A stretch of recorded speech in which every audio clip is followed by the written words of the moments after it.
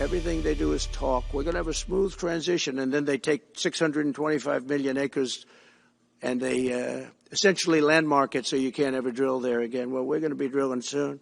60% of homes and apartments have gas heaters. He wants them all removed quickly. These people are crazy. There's something wrong with them. So we're going to be changing the name of the Gulf of Mexico to the Gulf of America. President-elect Trump ripping into actions taken by the Biden administration in the final weeks of his presidency. During a press conference from his Mar A Lago resort in Florida, Trump promising to undo environmental protections, implement stiff tariffs on U.S. allies, and even change the name of the Gulf of Mexico. Joining us to discuss this and more, Brett Samuels, White House reporter here at The Hill. Brett, in this press conference, Trump talked about a lot. He talked about water pressure in showers, home heaters. He said that windmills are driving whales crazy. A lot of this is stuff that we've heard before, but this Gulf of Mexico thing, that's something new. He says it should be called the Gulf of America. Controversial Congresswoman from Georgia, Marjorie Taylor Greene, says she's going to file legislation to that effect. Maybe we should start a new segment in this show called Is This Real for the Trump administration? So, I don't know, is this real? It sure seems real based on the fact that Marjorie Taylor Greene is looking to introduce actual legislation to make it the real deal. It's one of those things where, sometimes what Trump says, particularly when it's about foreign policy, whether it be about renaming the Gulf of Mexico or making Canada the 51st state, can be very easy to kind of shrug off as, a troll or a laughing kind of a laugh line. But these are things that he's serious about and that he really feels like the U.S. should kind of expand its footprint, expand its sort of influence in the world, and be taken, not be taken for granted. And obviously, Marjorie Taylor Greene, quick to introduce this legislation. A lot of Trump aides have been highlighting this clip of him talking about renaming the Gulf of Mexico. So clearly, this is something that, Trump and his team feels like, even though it may be laughed off by some, it's something that they kind of want to send a message that he's not kidding around and he actually thinks that America should be sort of expanding its footprint. Trump was also asked about the possibility of using military force to take over the Panama Canal or Greenland. Let's take a listen to what he had to say. I can't assure you, you're talking about Panama and Greenland. No, I can't assure you on either of those two. And then he was asked the same question about how that applies to Canada. Let's listen to that. No, economic force. Because Canada and the United States, that would really be something. So, possible military action on the Panama Canal in Greenland, but economic force to take over Canada. Again, you said it just a second ago that there's some ambiguity here, or whether he's trolling, or if these are serious propositions, or if maybe it's somewhere in between that he's trying to use this as a negotiating tactic. What's your take on what he said about Panama Canal, Greenland, and also Canada? Yeah, again, I think early on these things were easy to kind of laugh off as unserious suggestions, but Trump has been sort of speaking more specifically about why he thinks, the U.S. should essentially be able to purchase Greenland, or why Canada should be 51st state. He's talking about the Panama Canal, for example. He's talking about national security interests in each of those cases. He's talking about, in Canada's case, that, Canada relies far more on the U.S. than vice versa for economic reasons. So he is giving sort of specific reasons here for why he thinks that it's actually in everyone's best interest for the U.S. to essentially take ownership of these three different territories. Now, the question of military force is certainly very notable. I don't think that there's any expectation that it will come to that anytime soon. And there's no sort of hostilities really between, for example, the U.S. and Denmark, which controls Greenland right now, that would suggest military force would be necessary. But the fact that he's leaving the door open to that, I think, is very notable. That Trump, as you said, some of it is posturing, but he's clearly not just going to lay down and accept no for an answer when it comes to some of these what might be considered sort of far-fetched foreign policy ideas. And when it comes to the subject of Greenland, Donald Trump Jr. is actually there amid these comments from his father. This is something that Trump has actually talked about before. He talked about it during his first term, actually went nowhere then. Now he's bringing it up once again, says it's essential for national security. The U.S. already does have an air base there. It's also home to critical minerals. With Trump Jr. being right there, should that aspect of it be taken more seriously? I'll note that it's actually a Dutch territory right now. The Dutch government says it's a non-starter, actually the U.S. purchasing Greenland from them. And in Greenland, which has its own government, they are interested in their own independence and also not interested in becoming a U.S. territory. So it would seem to be that the Trump administration would have to somehow take this by force. Yeah, certainly, and I don't think there's really any appetite for that to happen right now. But as we said, Trump obviously leaving the door open there raises some questions about how far he's willing to go here. You mentioned Donald Trump Jr. being there. A source familiar with the matter said that he was making this trip to Greenland to film content for an upcoming podcast, and said that he would not be meeting with any government officials in Greenland while there. But you may have noticed in that video there, viewers may have noticed that Trump Jr. was not alone. Charlie Kirk, who is sort of an influential media figure on the right, was there with him. There were a couple incoming Trump administration officials, Sergio Gore, James Blair, were also on the ground with Trump Jr. So, I think certainly notable that even if the intent of the visit was not for Trump Jr. to sort of make inroads with Greenland officials, he was traveling with folks who certainly, including Trump Jr., certainly those folks have sort of the ear of the incoming president on this issue. And as the full prospect of another Trump presidency comes fully into view, Democrats are under fire for not sounding the alarm earlier on President Biden's mental acuity. I think it's coming big time. That's a quote from an unnamed Democratic senator to the Hill's Alexander Bolton. It was probably a contributing factor in the election loss, but what dominoes do you think there are left to fall on this issue? And I wonder if it could be a political liability for some Democrats who are eyeing a presidential run in 2028. Someone like Gavin Newsom, who frequently attested to President Biden's mental acuity and was proven to, some questions about the honesty of that assessment were proven in the wake of Biden's debate performance. Yeah, certainly. I think it is going to be worth watching kind of as the 2028 Democratic field takes shape, and even the 2026 midterms as folks run for reelection or run for Senate or run for governor.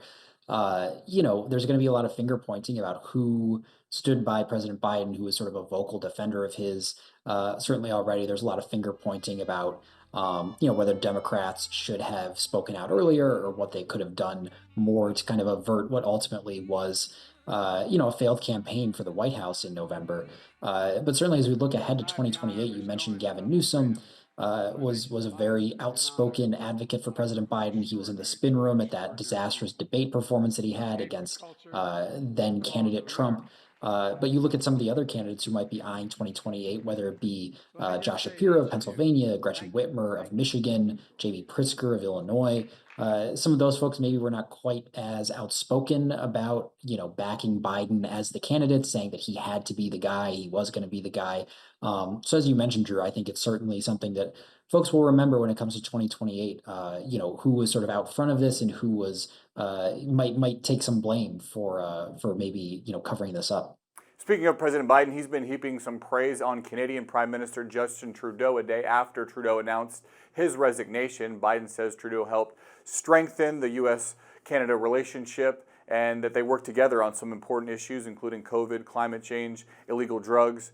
Meanwhile, Trump, like we just said, has talked about Canada becoming the 51st state. He's been calling Trudeau governor in this press conference today.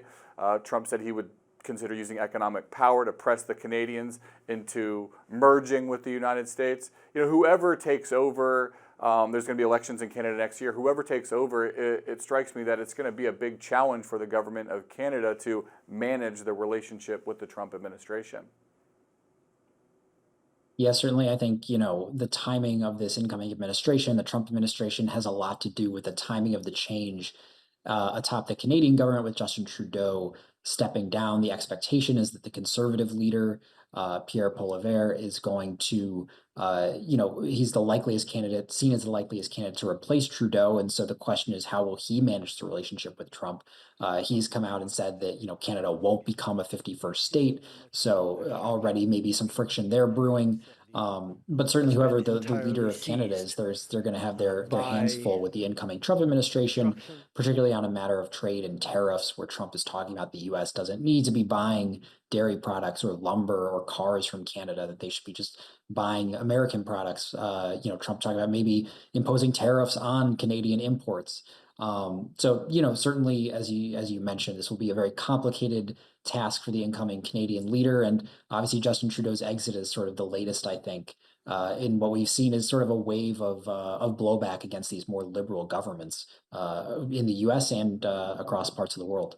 Facebook is doing away with fact checkers, updating its moderation policies to lean into free speech. You'll remember that these policies were put into place because foreign actors were using the platform to spread information and influence U.S. elections and essentially pit Americans against each other. Should we understand this move by Meta as an effort to curry favor in MAGA world?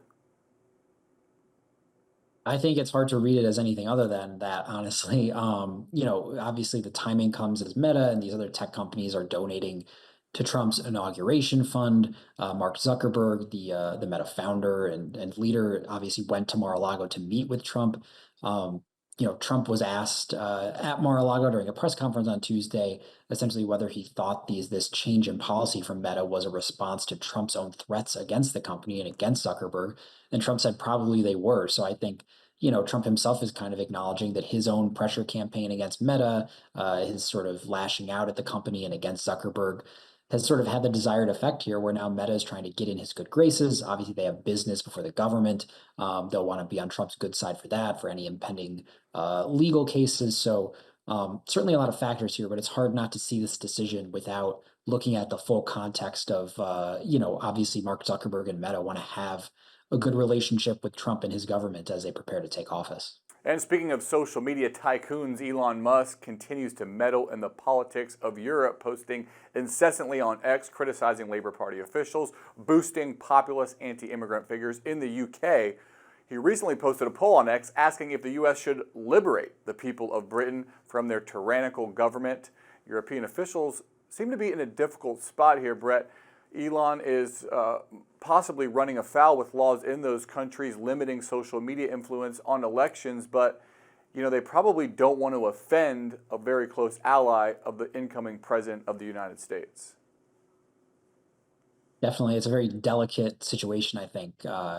We've seen, for example, Keir Starmer, the Prime Minister of the UK, has sort of spoken out against Elon Musk's weighing in on their elections. We saw Olaf Scholz, the German Chancellor, recently kind of push back against Elon Musk's attempts to sort of, push a certain party, right-wing party in the German elections. So certainly he's testing the patience here of European leaders. Now, Trump, again, he was asked about this on Tuesday at a press conference, and he kind of shrugged it off. He said he wasn't super familiar with who Musk was advocating for, but that he, praised Musk as very smart. So not exactly a slap on the wrist or anything from Trump. And as you mentioned, obviously Musk is somebody who's very close to the Trump administration and to Trump himself, and will have a lot of influence there. So it is this sort of fine line that these European leaders are trying to walk of pushing back against essentially, an American business leader who can be very influential, meddling in their elections without trying to anger the incoming administration. So certainly an early test, I think, for some of these foreign leaders. All right, that's all I have for you, Brett Samuels. Thanks so much. Thanks, Drew. While eyes are on Trump's transition ahead of the inauguration, President Biden is making his own moves, transferring 11 Guantanamo Bay prisoners to Yemen, all men with suspected ties to Al Qaeda. NewsNation correspondent Kellie Meyer has details on this secret mission. Yeah, Drew, the Pentagon carried out this secret operation in the early morning hours on Monday, and these were men that were captured in the aftermath of the September 11, 2001 terrorist attacks. Now, they have been held for more than 2 decades without being charged or put on trial. And in a statement released late on Monday night, the Department of Defense announced what they called the, quote, resettlement of 11 Yemeni detainees from the detention facility at Guantanamo Bay to the government of Oman. The Pentagon says they underwent thorough interagency review by career professionals who unanimously determined all detainees as transfer eligible. The announcement from DOD says the Secretary of Defense Lloyd Austin notified Congress in September of 2023 of his intent to repatriate these 11 Yemeni detainees to Oman.